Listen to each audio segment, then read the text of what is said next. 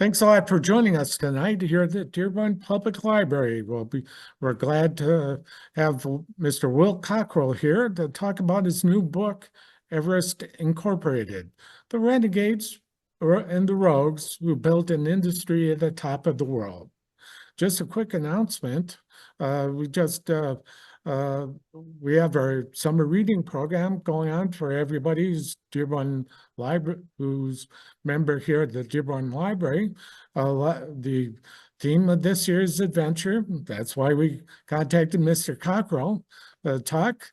And we have, with that theme in mind, we have some great prizes for both children and adults. So the information for that is available on our website, dearbornlibrary.org, or any of our branches. And you're welcome to join and take part of it. Now, format for tonight, we'll talk for about 45 minutes and then maybe 10 minutes or so after for a Q&A. I'd like to introduce Mr. Cockrell. Mr. Cockrell is spent 20 years as a senior editor, writer, and consultant for national magazines such as Men's Journal, Outside, Men's Fitness, and GQ, where he regularly contributed feature-length narrative, nonfiction, profiles, and investigative journalism. Born in Marin County, California, and bred on the outdoor adventure from a young age, Mr. Cockrell aspired to make a living as a part-time outdoor guide and educator, but life called. Yeah. And lifestyle wasn't quite for me. and you started a career in journalism. So I guess the first question is, you have an interesting background as an outdoorsman. Your website is full of pictures about the outdoors. You wanted to make a living, obviously, as an outdoor guide and educator throughout your life. What got you interested in it, or what was your interest in it? Well, the outdoors was my first love. I mean, that was really right after high school. I was climbing and backpacking and just sort of living that lifestyle, living in my own truck, touring around the United States every time I had a break from college, going on a snowboard trip, a backcountry snow, all these things. And so it was really the love of the outdoors that was my 20s was all about. And again, I sort of had this idea in my mind that after college, I would try to become a climbing guide, and went so far as to work as an aspirant guide for some of the companies and, do some of the trips. And as you said, it just looked like a challenging road ahead.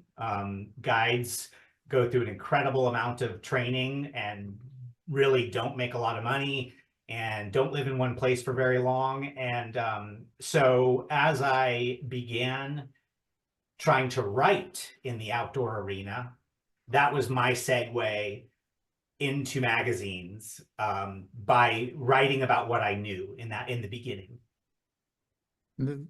So how did you, what was your idea in writing your book on Mount Everest, or what prompted you to do that? So yeah, I went on to work for a few magazines as an editor, a senior editor, a writer through my career. Not always adventure and outdoor magazines. There were times it was just a men's interest magazine or something, but oftentimes I landed at places where there was an adventure in the DNA somewhere. And typically with my background, I would get to these places and immediately I would be sort of appointed that person to report on climbing or skiing and these kinds of things for the regular or average people that read the magazine, the demographic not being climbers necessarily. So Mount Everest was, I wouldn't say it was my beat, but I really knew everything that went on that mountain ever since, I started paying attention in the late 90s. all the way through every event, every, you know, drama, every um, salacious headline, the tragedies, and of course, the criticism more recently. And I, as a journalist in that space, as someone who knew those stories so well, um, you know, when the photo came out, you remember the many people, if they remember one thing about Everest reporting, it's what people refer to as the conga line. Oh, And this yeah. is the summit 2019, and it's a long Disneyland level like line, a queue to get to the top. And it that thing went viral because people were, I mean, I don't want to be too dramatic, but people were kind of disgusted with Everest at looking at that photo. And especially with a photo like that, I knew that people's knee-jerk reaction was not in line with the realities of what was happening on Mount Everest. Not to say that there was not something wrong with that queue, for example, but there were many layers to it, and it wasn't as simple as people believed, nor is just about every tragedy and drama that takes place on Everest. And so really, by telling this 40-year history story about the guiding industry, it just became this counter narrative to everything we think we know about Everest. And almost at every point of the, you know, the touchstones that we do know about, there is actually something you probably didn't realize behind it, or it's not quite what you thought. So I figure since people may not be really familiar with Mount Everest, I wanted to orient people to give them a sense of uh, what's involved here. So share. Okay, Yeah, wonderful. yeah, now I wanted to give a sense of the different what's involved in a trip up or a hike up or a hike climb up Mount Everest. Now you uh, many people many you would start off at the base camp, right? That's sort of Well, the hold up 1 second. I just realized something. I don't know how easy it would be for you to do, but this is the north side of Everest that oh, we're north looking at. side. Yeah, and you see that Alpenglow Expeditions logo there. One of the outfitters I feature, owned by Adrian Ballinger, very fascinating story how he only operates on the north side, but hardly anybody does. So I think for the audience, what we want to show is the South Call route, because right, that's the trade route, the one that all the guides take people up. And then just for reference, if anyone's curious about this image, this is the north side, and this is what a north side expedition looks like. And again, it's pretty empty. Not many people do it. Yeah, was going to talk about uh, what are the different trails or what are Yeah. the different uh, uh, how people approach things differently. I mean, if you'd like, I can do my best to explain the South Call route while you look for an image, or if you maybe scratch it, whatever you want to do, I can go Well, into it. I'll go down here, see if I can go down here.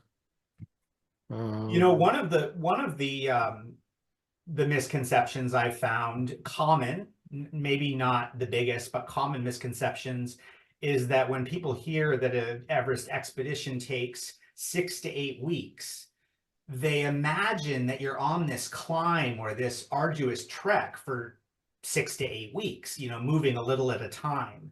And that's actually not what's happening at all. You're living at Everest Base Camp for 6 to 8 weeks. Imagine that being kind of your home for 6 to 8 weeks. And what you do is you do what are called rotations. You hike up further on the mountain, up and back, up and back. Sometimes you go up and you sleep at camp 2, and then you come back to home. And you're doing that to acclimatize. You're doing that to get your body ready for the summit push. So you go up and down the mountain, maybe, well, up and down part of the mountain, you know, 4 or 5 times. And then all of a sudden, toward the end of that 6 to 8 weeks, all of a sudden your team, the leader of the team usually is paying very close attention to the weather.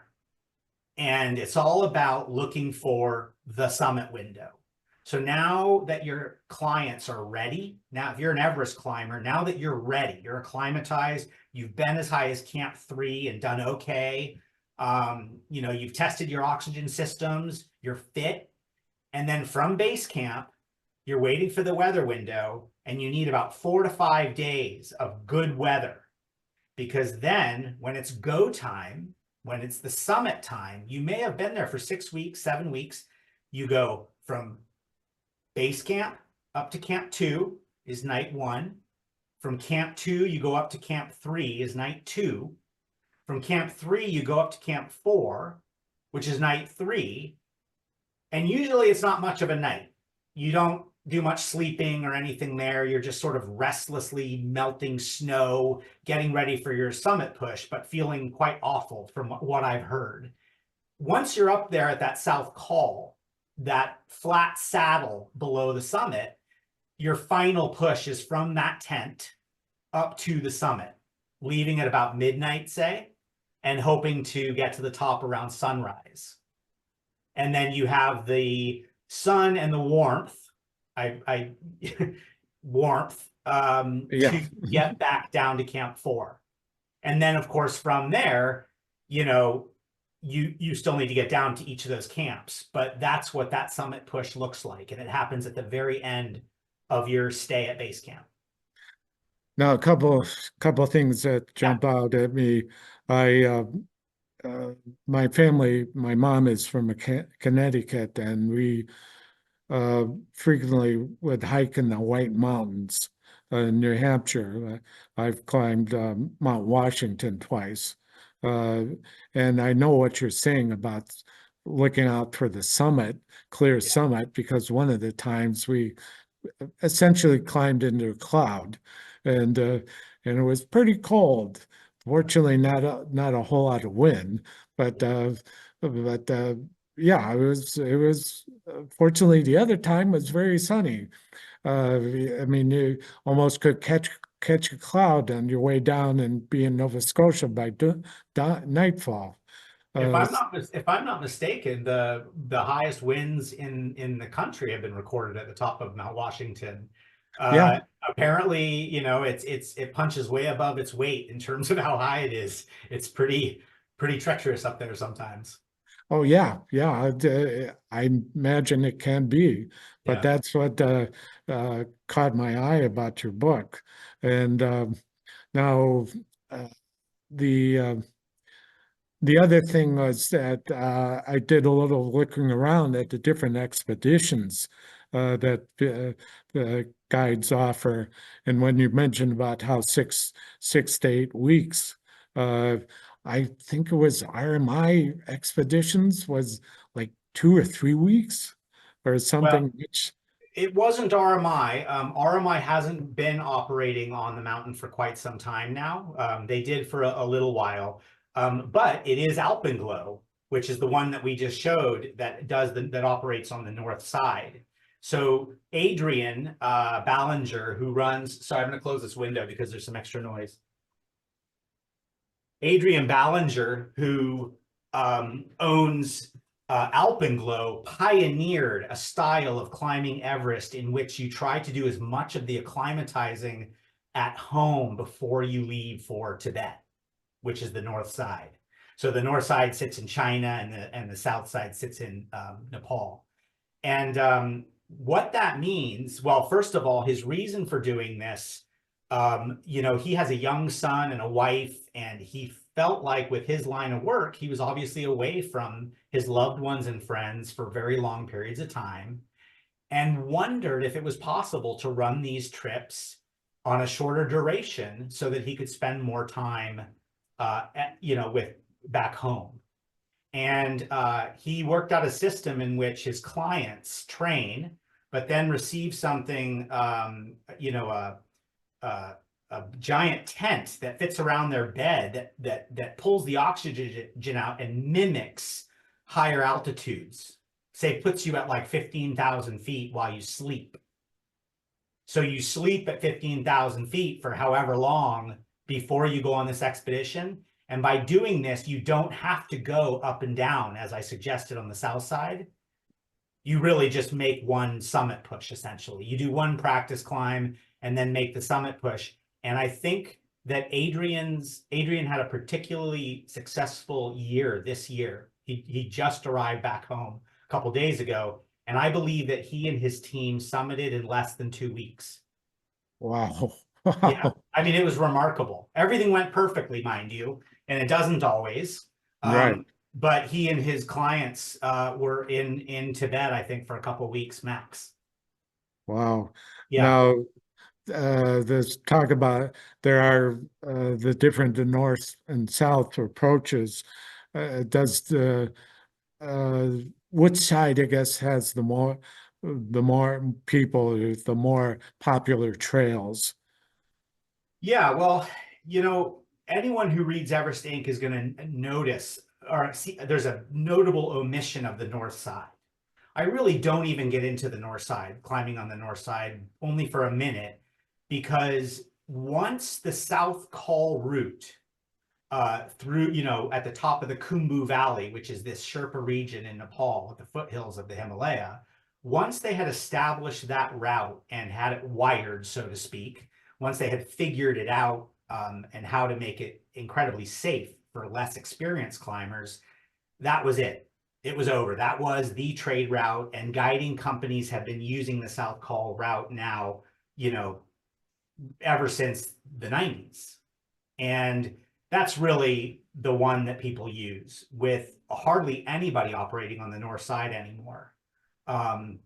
Even though for Everest nerds out there, if you're curious, technically, because of the Khumbu icefall, the dreaded Khumbu icefall right after base camp on the south side, which is this like an ice waterfall in which at any moment the seracs and the blocks of ice could come crashing down on you, even if you don't make any mistakes. That makes the south side technically less safe, technically, Yeah. because there's some Russian roulette involved. You get it? So it's Yeah. only because of that. Otherwise, the entire route is actually a simpler, more straightforward route. But because of that, they say they technically, as a climbing route, it's more unsafe. Now, the theme I took from your book is how at first Everest was a dangerous place, perceived as a dangerous place, with Edmund Hillary and Tenzing Norway making the first summit of note, and then it was perceived as a dangerous place, but the I guess we talk about the gentleman named Dick Bass and Yeah. how he sort of normalized or made it made it feel like the first time people could summit it. It was okay. Yeah, Dick Bass, someone I wish I had gotten to know. He passed away some time ago. But so Dick Bass was a Texan originally from an oil family, had money, eventually was the owner of Snowbird Ski Resort in Utah. That's what he was kind of known for at the time. And really, this Dick Bass story is the Seven Summits story. Dick Bass was, I don't think, nobody thinks he was the first one to think of the idea of climbing the seven summits, which, by the way, is the highest point on each of the seven continents. However, Dick Bass was the first, along with his partner Frank Wells at the time. They had the same boyhood dream. He was the first, I guess, to announce he was going for this, right, to do it. And so climbers ignored this tick list, which made sense because many of the mountains on it are not climbing mountains. Kilimanjaro, for example, where you basically hike to the top, right?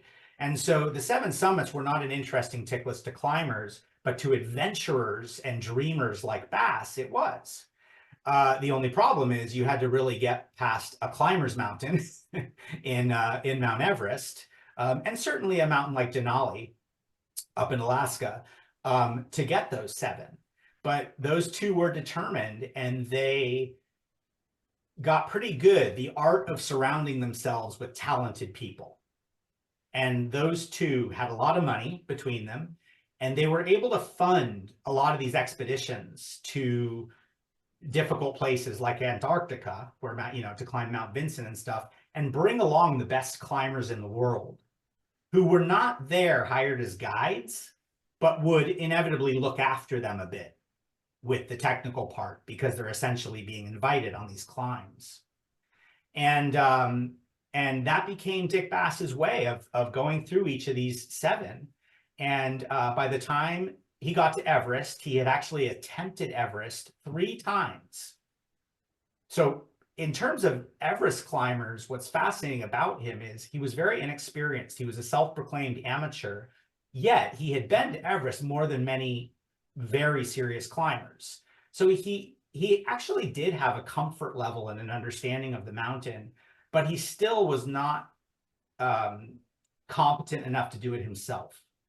And by that time, Frank Wells had dropped out of the whole deal. And that's when Dick Bass met David Brashears, another sort of one of those names that even people outside the mountaineering world might know. He probably his most famous thing is he made the IMAX Everest film in '99 or something, which was, I think, the highest grossing IMAX film. David Brashears is one of the most talented high altitude climbers on the planet, incredibly strong, and also just an all-around good guy. And he and Dick Bass forged a friendship that was like a father-son relationship. And it was in 1985 when the two of them finally went for Everest again. It was Brashears. Brashears had summited once already, and he accompanied Dick Bass to the summit, and then made sure he was okay on the way down, which, by the way, was an epic that you could read about in the book. But the getting down part was almost game over for both of them. Yeah. And anyway, he made it down. He climbed the 7 summits. And I really feel like the Dick Bass story, one thing I try to get across in my book is that the Dick Bass story did not necessarily begin with him surviving Everest. It began with him going on Johnny Carson 2 weeks later. And, Johnny Carson invited him on the Tonight Show to just talk about this crazy thing that this man has done without any experience, even referred to him as someone who doesn't train much, sits at a desk. And Dick Bass, he was he joked a lot, self-deprecating. He was the first to admit that he was just not a climber, and he probably wasn't going to do much climbing ever again. And so he was telling 10 million people right there that he climbed Everest without much experience. It was tenacity, not technical skills. That's a big deal. Well, yeah, that's another theme that goes through your book, that in the beginning, the climbers, say, like Yvonne Charlotte, Lou Whitaker, they all approach things like certain disciplines. Like, there was one way to do it, and that's the way to climb. And then as time went on, things started to loosen up or change, or things where people had different approaches and stuff. Now, I guess, again, also to orient people, what does a mountain guide do? Yeah, so you just made that point about Chouinard and some of the others who had an idea of what climbing was. And I usually sum that up by saying a climber typically, what they really care about, what they're quite righteous about, is self-sufficiency. Okay, so you're a climber if you're self-sufficient. And you may need to learn the skills to be self-sufficient, but you need to be able to help yourself and others if you get into trouble. And when I explain what a mountain guide does, the best way to explain it is to say they're there if something goes wrong. And if something goes wrong on a mountain, even a mountain like Mount Rainier or Mount Washington, if you are inexperienced, you are almost definitely dead. right? It's small things can go wrong in that environment, just Yeah. tiny things, and that's it. It's over. And so your mountain guide is there to make sure small things don't go wrong. And if something big goes wrong, your mountain guide is there to get you out of trouble. And there's various insanely complex and heroic ways that they do this. But that's what a mountain guide's real job is. You know, they're assessing hazards, of course, going up the whole way, telling you when it's safe to climb, when it's not safe to climb. Many times they say today's not a good day, too much avalanche danger. You know, that's what they're there to do. And there's also certification. And Yeah, I, what is it? IFMGA yeah. is kind of a badge of honor. Kind of a, hey, it's like this guy will take care of us because he's trained. And there was some a little bit of conflict, I guess, or people weren't reluctant to get that training first. Americans were. That was a very American thing, which I think we'll all kind of relate to. But you know, around the world, guide certification, which by the way is, I referred to it earlier, I think is graduate school. The training is like becoming a doctor almost. You know, the amount of training you have to do for it, and then get certified in each of these disciplines along the way. Many disciplines, you know, rock climbing, alpinism, skiing. There's all these things, and the rest of the world, Europe in particular, New Zealand, they had very impressive guiding certification systems. However, American climbers who did want to guide, who were working as guides informally, they saw that as kind of an impediment, right? Because if they had their rock climbing certification, they did not want to have to get a ski certification if they didn't guide skiing. But the ANGA, as it was forming, was trying to say you need to be competent in everything in order to be a ANGA guide, right? To Yeah, run trips safely and make yeah. money.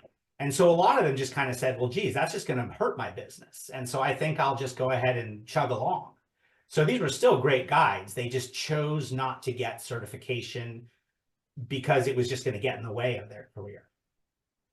So wrong about 1989, uh, I forget the gentleman's first name. The last name was Burleson. He puts an ad to kind of like the first advertisement for a guided trip up Everest. What kind of response did he get? Um, you know, geez, that's a good question. Actually, I don't know how many people contacted him, but if I had to guess, the way he talked about it, it was really the number of people he brought along, which was about, I think, 5 clients or something on that trip, or 6 clients. Todd Burleson, who founded Alpine Ascents International, I had to hunt around. It was sort of one of my most prized artifacts, was to realize this was the very first advertisement to the public for a guided, explicitly guided, money for service Everest expedition. Was a cool thing to find, because it does give us a benchmark, you know what I mean, a sort of a place to start. And the people who saw that ad, the people who read Outside Magazine to this day, the vast majority of them are not hardcore climbers, right? They Yeah. are outdoorsy and adventurous people. Some of them do some casual climbing. But the average Outside Magazine reader is exactly the amateurs that the guiding industry was beginning to cater to. And so, interestingly, in the back of that magazine, the people who spotted such a thing were kind of like fans of Dick Bass. The people that I spoke to who responded to that ad, I found a few of them, they said, oh, I had always thought, I loved Dick Bass's book. I loved it. I wished I could do something like that. I couldn't believe it. These were like dreamers and adventurers again, not necessarily people who wanted to become climbers. So when they saw that, it was kind of this, it was a big deal for them, the ones that had the money to sign up, because they didn't know that would ever exist. Yeah, it was people that had a lot of extra money, like CEOs and well-off lawyers, and it's kind of achieving something on your bucket list, I guess. Or it was like, okay, I can do this. This is something that I can brag about. Uh, and gradually more companies joined in, more people from different countries, like uh, and they started their own companies, and gradually business grew, correct? Yeah, that's right. The companies that came up alongside Alpine Ascents International, I refer to them, the legacy companies, as the big five. I really see there being five companies that kind of pioneered the guiding. And it was Todd Burleson's Alpine Ascents International, Eric Simonson's International Mountain Guides, also based in the Pacific Northwest, Steve Bell's Jagged Globe. It was Himalayan Kingdoms at the time. Rob Hall Rob Hall and Gary Ball, Kiwis, who had adventure consultants, and which is the company made famous in John Krakauer's book. And then finally, Russell Bryce, who is kind of a legend on Everest with Himex, perhaps the most successful guiding company of those legacy companies. And they were the five that were really pioneering the way things worked. Now, you talked about in previous interviews how some things can really make people afraid of Everest, and that's I guess when you mentioned John Krakauer's book, Yeah. that's paint a rather harsh picture. Yeah, it is difficult, but it almost was kind of uh, you made it feel like you were scaring people off it, scaring people away Right. You mean with the book itself, with what with the happened? book itself. Yeah. Yeah, So Into Thin Air recounted, right, a disaster, a bad storm that dropped on two guided groups, and I think left five of them dead from guided groups. There were more deaths, but including two of the guides, two legendary guides, Rob Hall, Scott Fisher. And that book was incredible because, John Krakauer is an incredible journalist, writer, but he's also not everyone knows he's also a very talented mountaineer and climber. John Krakauer was a very good climber, and early on as a writer, he had kind of similar to me. He was out there being outdoorsy, but on another level. I mean, John was doing cutting edge stuff in Alaska, and he was really out there pushing things. The problem with sending someone like John to report on a story. And by the way, I want to make clear that John went to Everest. Obviously, he had no idea that this disaster was going to happen. He was sent to Everest to report on the burgeoning guiding industry. And the problem with sending someone like John for something like that, and perhaps this was all part of the plan for outside, but it's that John has some very specific ideas of what makes a climber and what doesn't. Who deserves to be on Everest? And so the first third of John's book, in which he establishes his characters, I think it'd be hard not to interpret that as sizing up who belongs to be there and who doesn't. And I think that's the biggest flaw with that story, with the way that that was told and the way that it shaped our impression of Everest. I believe that is one of the fundamental things that shaped how we see clients and guided groups on Mount Everest, was through John Krakauer's eyes of what he saw at base camp during that trip. yeah, yeah. Uh, Now, a different. It'd be great we should really talk about Sherpas, the the the work they've done, and the work and how they've taken over the guiding industry, sort of. uh, can you talk about the different types of things that the Sherpas would do, like how they would set paths. The first something doctors. Yeah, the ice fall It's, doctors. I was, that's the kind of, they're very particular about their work, Yes, that's and right. and Very it's good protective of work, it. Yeah, good yeah, work. yeah. Oh, it was amazing. I mean, the Sherpa story is so incredible because obviously it's kind of uplifting and heartwarming, really, to know where it ended up.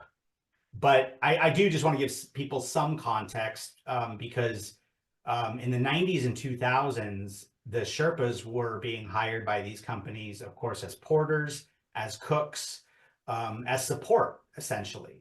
And it was very typical of a adventure tourism type industry that took place in a foreign country in which the labor is cheaper. You know, I mean, it was pretty much textbook for some of the other countries that we had gone and done this in with labor, et cetera. There was certainly a colonial undertone to it that was hard to escape. Um, but the Sherpas were so talented and they forged such deep relationships with the guide company owners.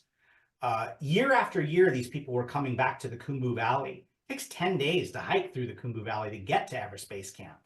And you're stopping in these villages, seeing the same people. And the Westerners and the Sherpas alike always use the same term. They said it was like family. They said we became like family. And it really is true that those relationships forged were deeper and more meaningful than people realize in the 90s. The only problem was they were still making, for Nepal, it was amazing money, right? They might make something like $5,000 for the season. Whereas a Western guide might be getting $20,000 for the season. So all of a sudden, this idea that, well, wait, these guys are making 5 and these are making 20, and all of a sudden the Sherpas are taking more and more risks. More and more of them are saying, well, you know what? I feel comfortable going through the ice fall and bringing some stuff up to Camp 2.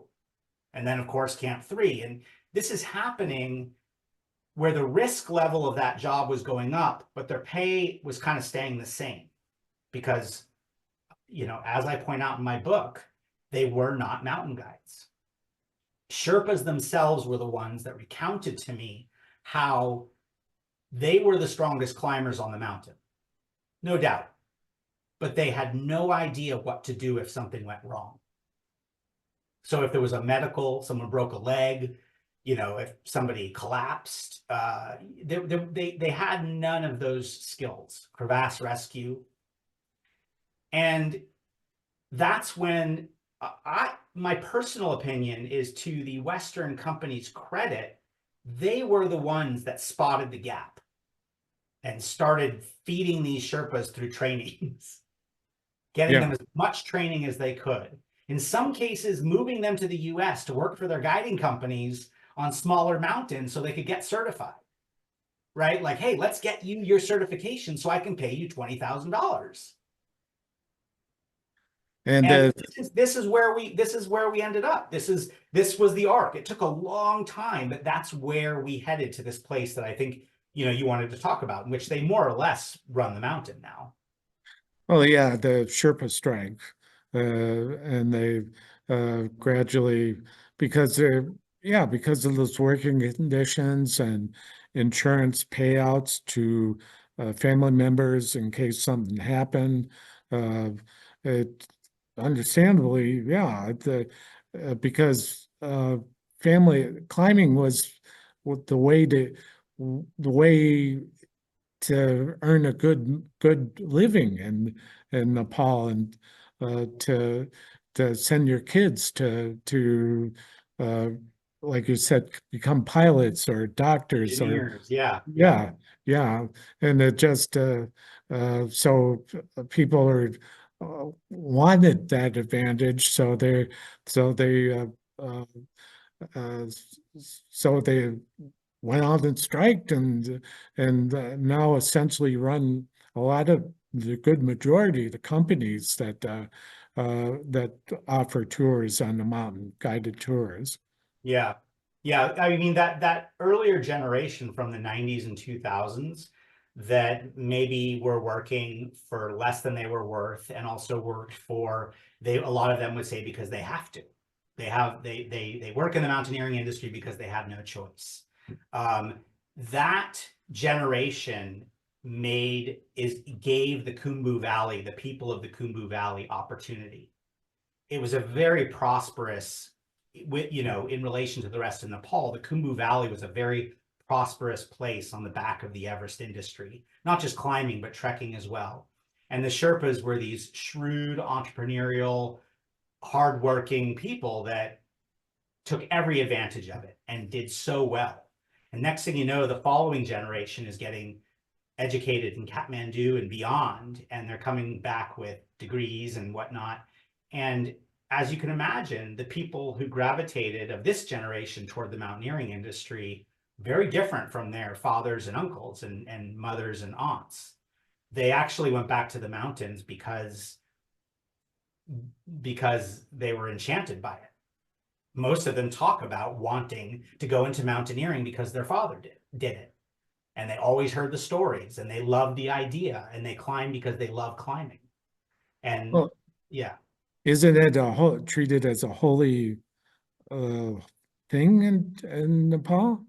it is. And, I am not in a position I would, if anything, I'd be a moderator in that debate because that's really for the Nepali people. But you're right. Technically, the mountains are sacred and you're not supposed to stand on them. All I can say is I think that basically that the capitalistic reasons and the prosperous, how prosperous the Khumbu is and the education that outweighs it. What it's given the Sherpa people, I believe, outweighs those values.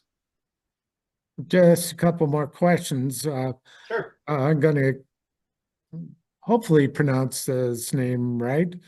Who is Nimsdal Prusa? Nims Nimsdai. Well, Simzai. his real name is Nirmal Persia. Okay. Nirmal Persia. His nickname is Nims, and another nickname would be Nimsdai because Dai just means brother in Nepalese. So I don't know if we want to. It depends. If you want to ask specific questions about Nims, he's popped up in the he is, if not the most famous, one of the most famous mountaineers in the world now. If anyone tangentially knows about mountaineering and climbing, they've probably heard of Nims and a documentary he made on Netflix that was a huge hit called 14 Peaks, which is quite astonishing. He ended up setting some records at climbing mountains in a way that emphatically showed us just how talented and strong Sherpa climbers were. That's really like what he did is he elevated the status of Sherpas in the world among the climbing community. And that's really important. Unfortunately, in the last week or so, anyone who's heard his name is probably because of a New York Times article that came out a few days ago. And it's, unfortunately, some stuff that we see a lot these days with some misconduct allegations that seem to have some weight behind them. I mean, I don't think it's just smoke. I think we have a problem on our hands. Well, I just was uh, wanted to, since he's a famous Sherpa, Yeah. and to mention it. And I did take a look at 14 Peaks before I came to work, and he sure is confident. Yeah. I mean, I find his style to be a bit abrasive. If you remember from the book, I feel like uh,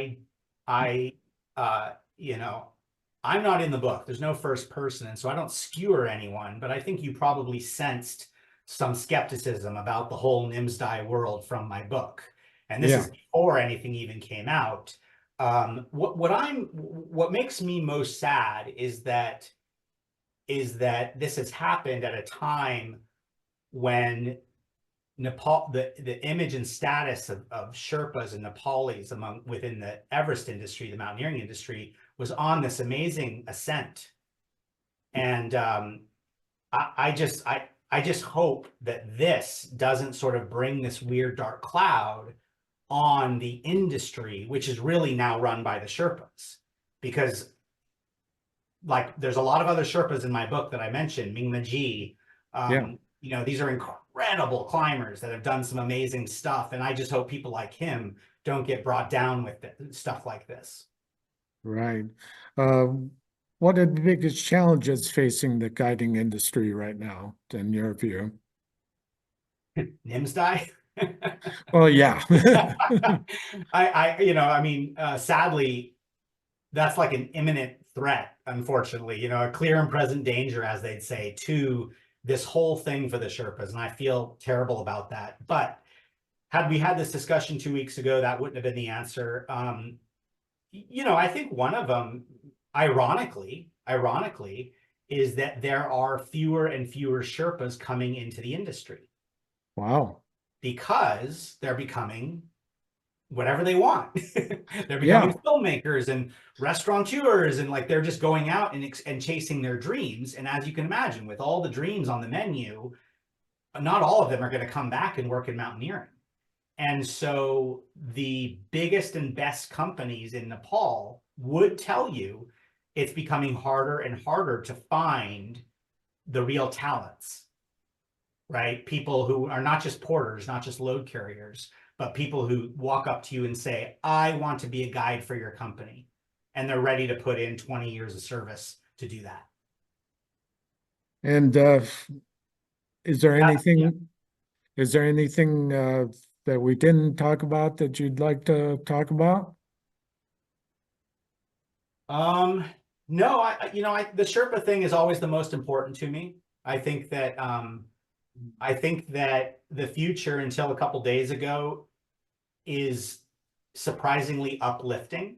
And so if that doesn't jive with your own impression or your understanding of the Everest industry, if it's left you with a bad taste in your mouth, you know, over the years, and that picture of the conga line, you know, I hope that that sentiment leads you to dig a little deeper. Obviously, I'd love for you to read my book, but in any case, dig a little deeper and realize that the Everest industry is kind of where everyone always hoped it would be. And that's back in the hands of the Nepalis, who, I mean, you know, thankfully, the person who made the first ascent was a Nepali, you know, alongside a Westerner. And that's a major point of pride for Nepalis. Yeah. Yeah.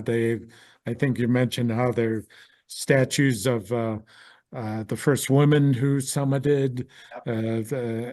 It's quite an honor. This is So the NFL for them. yeah, yeah. So okay, so let's move on to questions and answers. Anybody have a question here in the auditorium? Yeah, sir. Assuming that you're in shape, and that's a big assumption, how much money would it take to be able to afford this climb? What's the Yeah. So the range for a guided climb is between about $40,000 up to about 100,000. With the companies that are really doing it right, that have a really safe and good model, probably somewhere in the middle there. So you're probably looking at about $60,000-$70,000 for the guided climb. But this does not include, and this is, you know, everybody has a different lifestyle, but the training involved is fairly arduous, right? A little like training for an Ironman triathlon, which, as people know, is a very expensive hobby as well. And the gear. You need to buy the gear to climb Everest. You might spend $10,000 on gear. So you could be getting close to 100K. You could be getting close to 100K. What a lot of people do who have the dream but don't have the means is they get sponsors, they look for ways, charities, they join charities, you know, that do a lot for the Khumbu Valley or for Nepal. And there's ways to get yourself, you know, some discounts off that by basically giving back in some ways. Yeah. Yeah. The films I've seen, it's really scary. The guys use ladders somewhere in the climb, and they're walking on the ladders. Where is that? Yeah, you're talking about the dreaded Khumbu Icefall, which I alluded to earlier, which is the first thing you encounter after you leave base camp. So you can actually see the Khumbu Icefall from base camp, which was surreal for me. I had no interest in climbing the mountain, but as I sat in base camp as a climber, I couldn't help but stare up at that thing and just think of how kind of scary it is. And it's just so much broken ice that they realized the only safe and quick way, and by the way, quick is important. You don't want to be in there for very long, and you don't want to be in there when it's very warm, which is why they go through it in the middle of the night, right? You want all the ice to be locked in. And the icefall doctors that we spoke about earlier are a group of kind of elite climbing Sherpas that set the route up. And ladders are the best way. Aluminum ladders are the best way to span these crevasses or these really deep spots that would be impossible to get over. And just so you know, for reference, the ropes that you see alongside the ladders, those are the redundancies. So when you see people walking across those, it's not like it, when you see them wobbling and freaking out, it's not like if they fall, they're dead.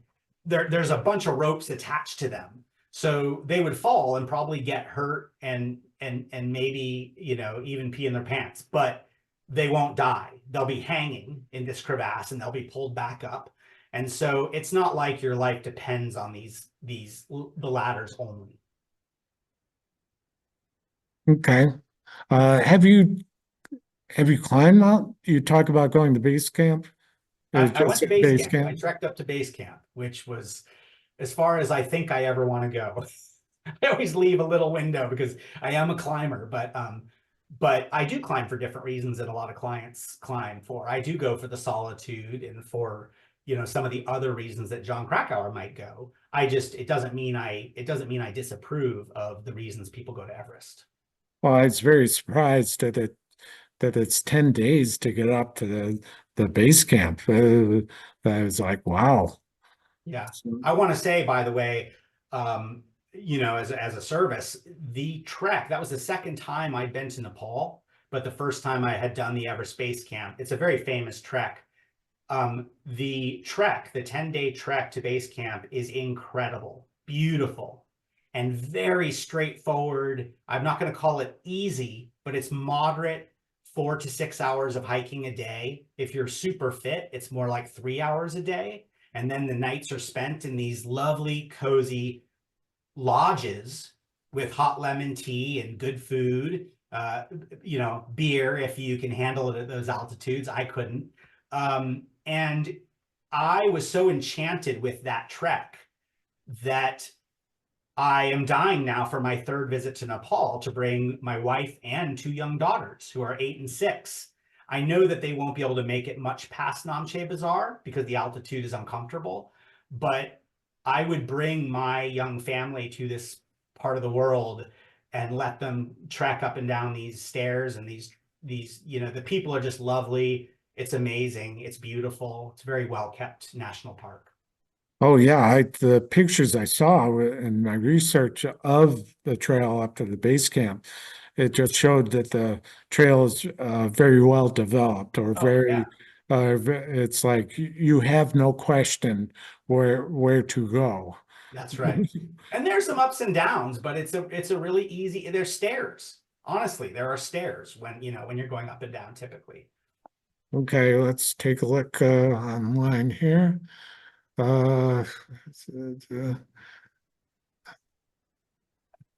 uh, got a question. Do you think, I guess, going into vetting people who want to go on the climb, Yeah.